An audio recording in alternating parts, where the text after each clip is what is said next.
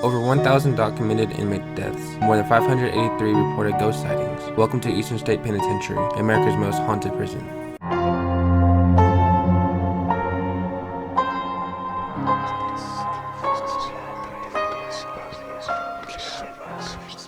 For nearly 150 years, this place was a fortress of silence. No voices, no light, just isolation and madness. Built in 1829, Eastern State Penitentiary was designed to break the criminal mind. It worked. Inmates lost their sanity. Some died, and some never left. In this video, we're diving into the layout, the dark history, and the chilling encounters that earned this prison its terrifying reputation. Eastern State sits at the heart of Philadelphia. When it opened in 1829, it was a marvel of its time. The world's first true penitentiary, built on the beliefs of solitude could reform the soul. Massive stone walls, skylit cells, and a revolutionary radial layout made it a model for over 300 prisons worldwide.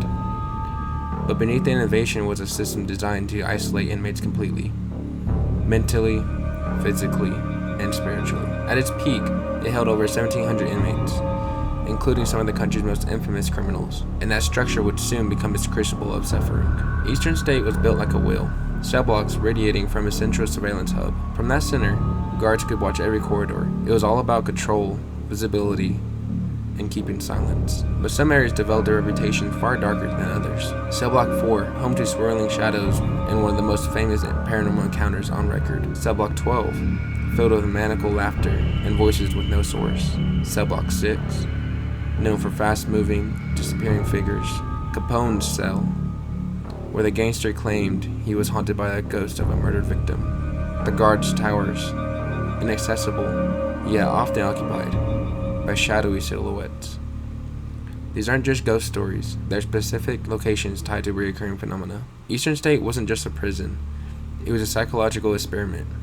Inmates were locked in total solitude, no talking, no visits, no connection. Many lost their minds, some took their lives. The punishments were medieval. The iron gag, a crude apparatus where a metal clamp was forced into a prisoner's mouth and connected to their wrists by chains. Any movement would pull the tongue and jaw painfully until it tore its flesh. The mad chair, prisoners were bound so tightly for days that blood flow to the limbs was cut off. In extreme cases, gangrene set in, requiring amputations. Prisoners were left to sit in their own waste, motionless, sometimes hallucinating from the lack of movement. Water baths. Inmates were submerged in ice-cold water, then chained outdoors in the winter. Their wet clothes freezing to their skin, some developed hypothermia, and it was not uncommon for prisoners to suffer long-term nerve damage or frostbite. The Hole. A pitch-black underground cell with no light, no human contact, and minimal food. Prisoners were tossed in there for days or weeks, left with rats, insects, and their own mental deterioration. The goal wasn't just punishment, strip a person of sound, contact, and comfort, and eventually, they unravel. Add in widespread disease, violence, and suicide, you have a facility soaked in pain. Over 1,000 inmates are known to have died within these walls. After the prison shut down in 1971, the silence didn't bring peace, it brought voices. Tourists report whispers in their ears, footsteps in empty hallways, doors slamming with no one around, and cold spots and locked springs. Taking a closer look, Cell Block 4, the paranormal investigator staff consistently report overwhelming dread here. The most infamous incident involved a locksmith. He described seeing distorted faces emerging from the walls and being paralyzed by an oppressive presence. Many visitors feel a deep chill in this block, often before hearing whispered voices or seeing flickers of shadow in the side of their vision. Cell Block 12, perhaps the most sonically active. This cell block echoes with laughter, high-pitched, unsettling, and sometimes childlike. Visitors have captured AVPs here, and some even claim to hear their name spoken.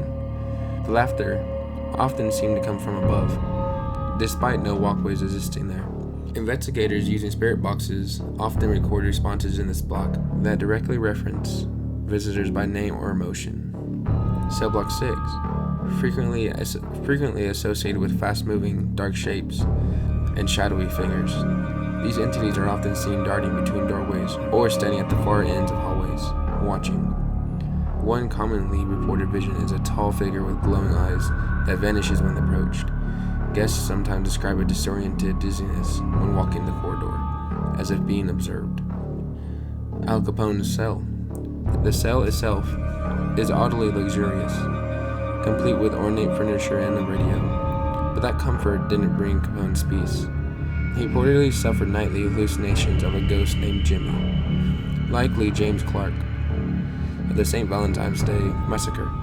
Guards claimed Capone screamed for hours, clutching his head, begging for Jimmy to leave him alone. Paranormal investigators say his cell remains cold, even when the rest of the building warms with visitors. The guard towers.